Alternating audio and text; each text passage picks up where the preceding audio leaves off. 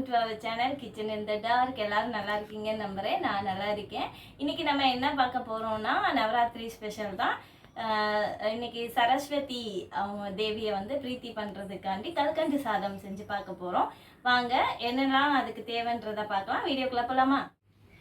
நம்ம இன்னைக்கு கல்கண்டு சாதம் செய்ய போகிறோம். அதுக்கு என்னெல்லாம் தேவைன்னு இங்கே ஷோ பண்ணி வச்சுருக்கேன். இது என்னென்னா 200 கிராம் பச்சரிசி குறுநல், அதை வந்து நல்லா வாஷ் பண்ணி ஊற வச்சுருக்கேன் 1 hour கிட்ட. இது என்னென்னா 200 ml வந்து பால் வச்சுருக்கேன். இது தேவையான அளவு தண்ணி வச்சுருக்கேன். இது நெய், இது வந்து அது என்ன ஏலக்காய் பவுடர், இது முந்திரி பருப்பு, இது வந்து 350 கிராம் கல்கண்டு. இப்போ நம்ம எப்படி செய்யலான்னு பார்க்கலாம். சரி, பாத்திரத்தை நான் அடுப்பை பற்ற வச்சு குக்கர் வச்சுட்டேன். இது எப்பவும் போல் நான் 3 liters குக்கர் தான் வச்சுருக்கேன். நான் இப்போ அரிசியெல்லாம் அதில் கொட்டுறேன். நம்ம கை வச்சு வலிச்சு போட்டுக்கலாம்.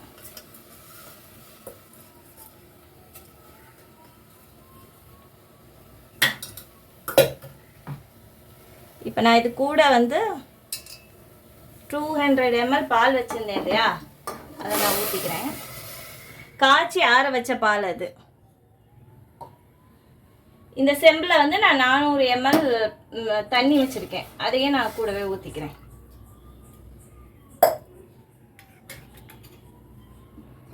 நல்லா கலக்கிக்கிறேன். பால் வந்து மஸ்ட் கிடையாது. உங்களுக்கு விருப்பம் இருந்தால் ஊற்றிக்கோங்க, விருப்பம் இல்லைன்னா வேணாம். எனக்கு பிடிக்கும், அதனால் ஊற்றிருக்கேன். உங்களுக்கு சில பேருக்கு பாலோட டேஸ்ட் பிடிக்காது, ஸோ அதை இல்லாட்டி வேணாம். நான்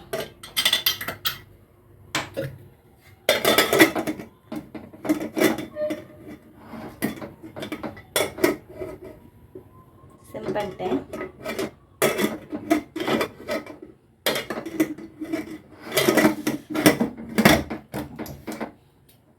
க்ளோஸ் பண்ணி விசில் போட்டேன். இது எப்பவும் போல் ஒரு 5லேருந்து 6 விசில் வரட்டும். அதுக்கப்புறம் என்ன பண்ணலாம் பார்ப்போம். ஸோ விசில் முடிஞ்சு நல்லா ஸ்டீமெல்லாம் அடங்கிருச்சு. எப்படி இருக்குன்னு பார்ப்போம். நல்லா பால் வாசம் கமகமன்னு வருது.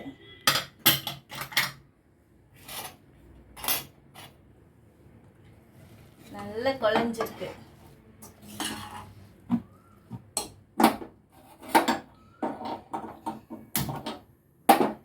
அடுப்பு பற்ற வச்சுட்டேன். நல்லா சிம் பண்ணிட்டேன். இந்த கல்கண்டு ஃபுல்லத்தையுமே நான் போட்டுடுறேன். நான் இப்போ போட்டிருக்கிறது எல்லாமே டைமண்ட் கல்கண்டு. முக்கால்வாசி எல்லாத்தையும் போட்டுட்டேன். கொஞ்சம் கிண்டி விட்டுட்டு அப்புறம் மிச்சத்தையும் போட்டு இது ஹீட்லேயே நல்லா கரைஞ்சிரும். கிண்டிட்டேன். மிச்சம் இருக்க கல்கண்டையே போட்டேன்.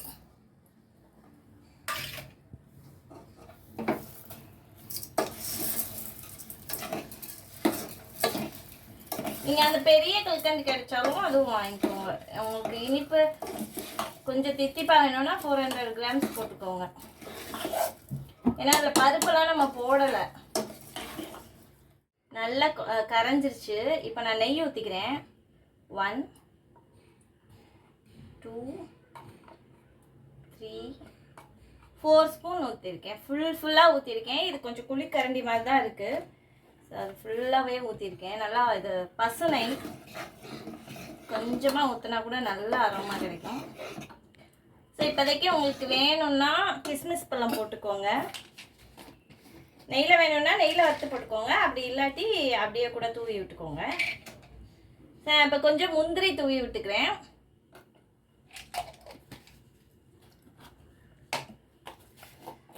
அப்புறமா கொஞ்சம் ஏலக்காய் பவுடர் லைட்டாக.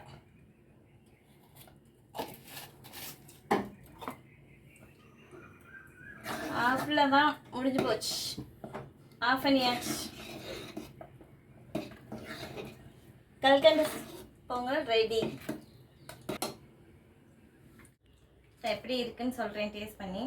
பால் நெய்யோட வாசம் நல்லா கமகமன்னு இருக்குது.